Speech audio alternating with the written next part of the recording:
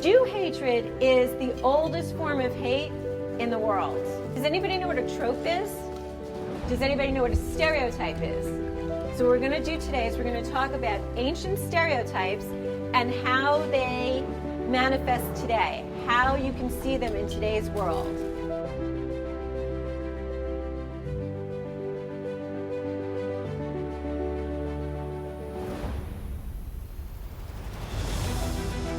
Take a look at these 3 slides, and does anything strike you? Anything you see that sort of stands out?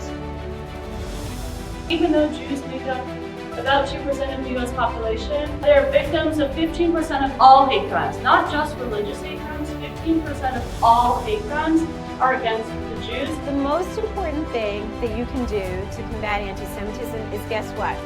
Be proud. Figure out what's meaningful to you and do it. Be it.